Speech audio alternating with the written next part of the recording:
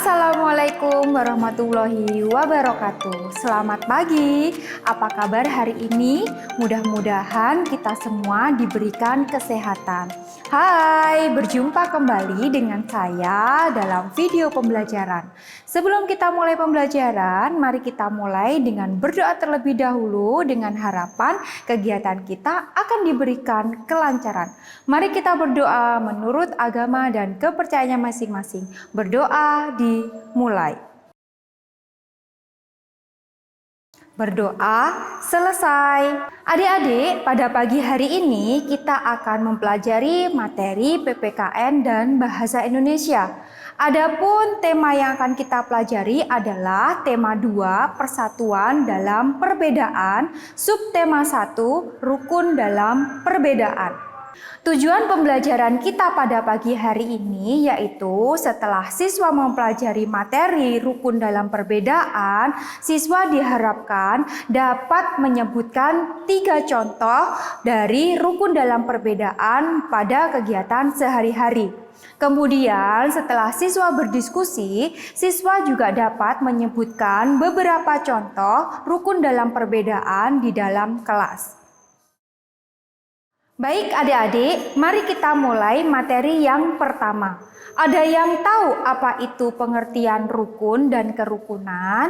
Ya, betul sekali. Rukun artinya damai dan bersatu. Sedangkan kerukunan adalah sikap menghargai, menghormati, dan toleransi. Kemudian ada yang tahu apa itu artinya perbedaan? Ya, betul sekali. Jadi perbedaan itu artinya berlainan dan tidak sama. Nah, adik-adik, jadi apa sih yang dimaksud dengan rukun dalam perbedaan? Jadi, rukun dalam perbedaan adalah sikap saling menghargai dan sikap saling toleransi dalam perbedaan. Karena dari perbedaan itulah kita akan mendapatkan hidup yang damai dan nyaman apabila kita saling bertoleransi. Dan juga adik-adik masih ingatkan dengan semboyan bangsa Indonesia Bhinneka Tunggal Ika yang artinya berbeda-beda tetap satu jua. Dari semboyan itu kita tahu bahwa negara kita memiliki banyak perbedaan. Berbeda agama, berbeda ras dan juga berbeda suku. Sebelum kita lanjut ke materi yang berikutnya, di sini akan disajikan kutipan tentang bacaan hidup rukun di sekolah. Mari kita simak bersama-sama. Hidup rukun di sekolah.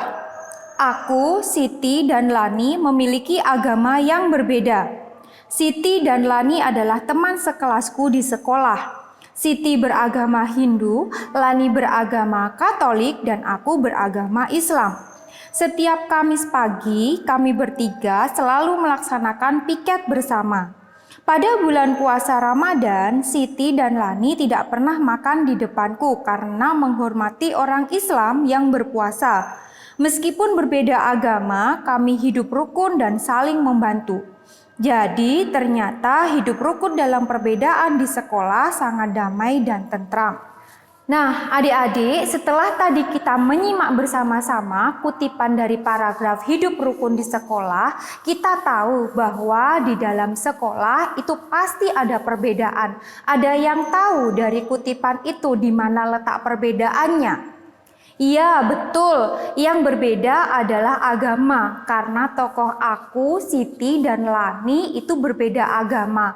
Tetapi meskipun mereka berbeda agama, mereka saling menghormati, yaitu menjaga agama masing-masing dan juga saling hidup rukun. Kemudian ada yang tahu di mana kita harus hidup rukun dalam perbedaan? Kalau belum, mari kita lihat contoh-contoh gambar berikut ini yang menunjukkan hidup rukun dalam perbedaan.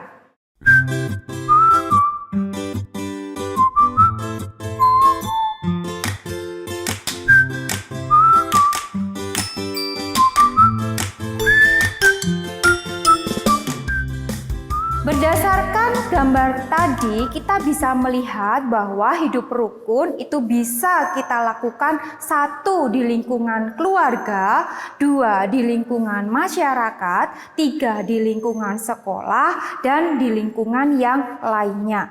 Jadi adik-adik kalau bisa melihat gambar tadi, ternyata masyarakat kita itu banyak sekali perbedaan. Bukan hanya berbeda agama, tetapi berbeda jenis kelamin dan juga berbeda suku. Setelah kita melihat contoh-contoh dari rukun perbedaan dan juga pengertian dari rukun dalam perbedaan, selanjutnya kita akan mempelajari tentang manfaat hidup rukun dalam perbedaan. Nah, perhatikan beberapa manfaat dari hidup rukun dalam perbedaan. 1. Membuat keamanan lingkungan semakin terjaga.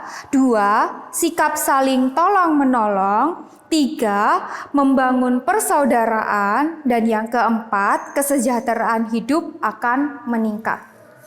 Nah, setelah kita tahu manfaat hidup rukun dalam perbedaan, mari kita bersama-sama menjaga persatuan dan kesatuan. Karena ketika kita menjaga persatuan dan kesatuan, maka hidup kita akan semakin damai dan juga tentram. Selanjutnya, kita akan mempelajari tentang apa akibat jika kita tidak bisa menerapkan hidup rukun dalam perbedaan. Tentu adik-adik tahu apabila kita tidak hidup rukun dalam perbedaan, pasti akan muncul yang namanya pertengkaran dan juga pertikaian. Nah, lebih detail apa akibat jika kita tidak menerapkan hidup rukun dalam perbedaan? Berikut simak akibat yang akan kita terima. Yang pertama, akan mudah terjadi pertengkaran dan perselisihan. 2. Hidup menjadi tidak tentram. 3. Mudah terkena hasutan. 4. Mudah timbul kecurigaan. Dan yang terakhir, mudah diadu domba.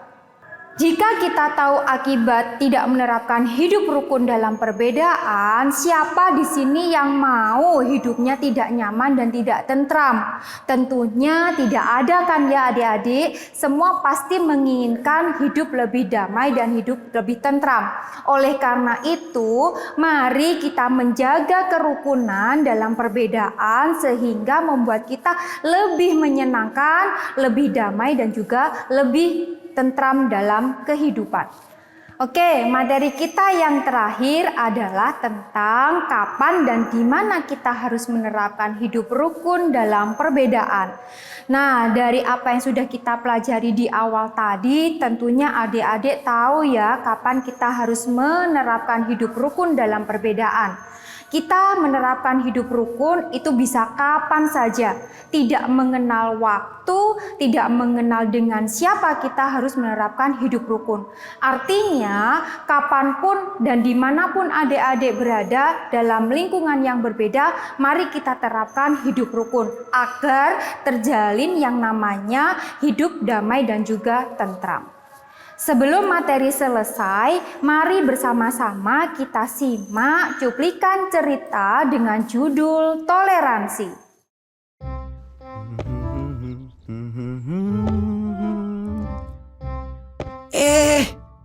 Tuh ngalah, hampir saya jatuh.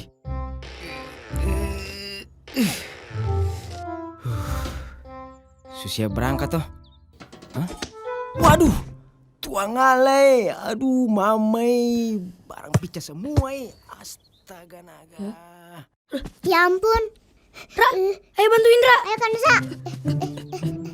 Nusa bantuin ya Kak. Bantu ya Kak. Nah, yang itu tuh Ra, satu lagi. Yang ini ya Kak. Hati-hati Ra. Iya ya. Terima kasih Ade. Alhamdulillah. Hebat sekali adik-adik ini. Iya Kak, sama-sama. Kita juga seneng kok bisa bantu. Semoga nggak apa-apa ya Kak.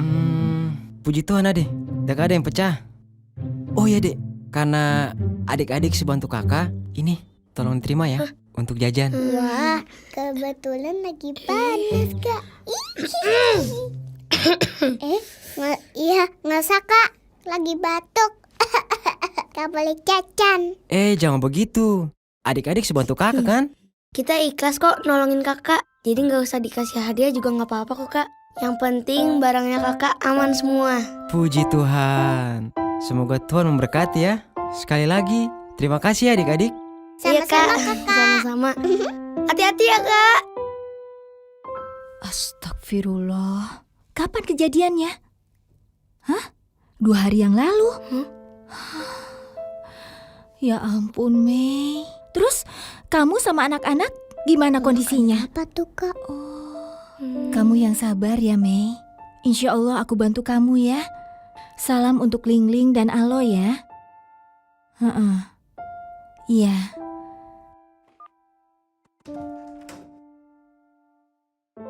Ini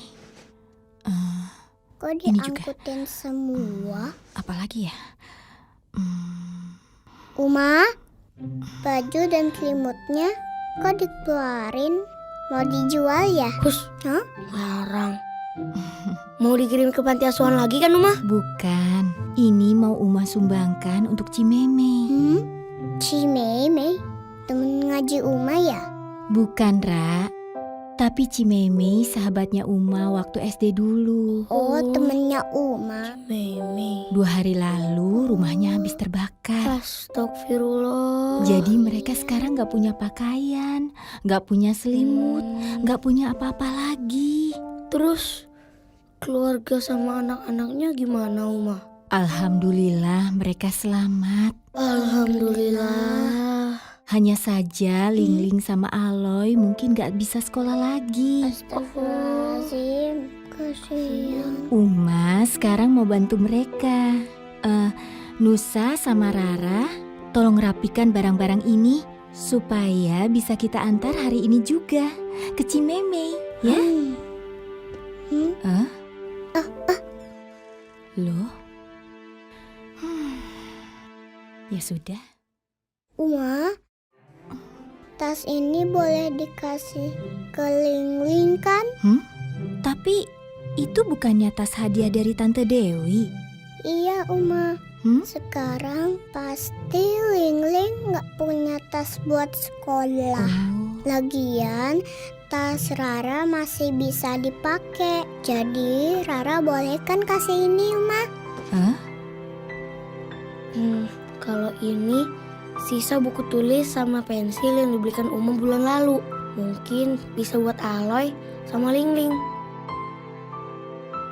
Kalian yakin mau memberikan ini semua? Bukannya kalian masih pakai? Yakin Uma? Insya Allah ini bisa bermanfaat. Alhamdulillah. Uma bangga sekali sama kalian. Kita juga bangga punya Uma. Rara bantu ya. Yang Ra, mana? kamu bawa yang itu aja tuh. Nih. Uma bawa ini. Satu lagi.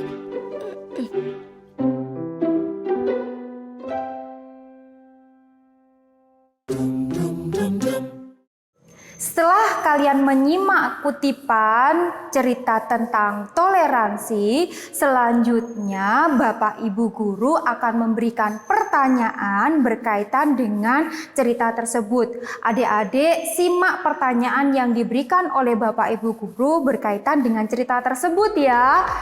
Sekian materi kita pada pagi hari ini. Jangan lupa semboyan bangsa Indonesia, Bhinneka Tunggal Ika, berbeda-beda tetap satu jua. Sampai berjumpa kembali di materi yang selanjutnya. Wassalamualaikum warahmatullahi wabarakatuh.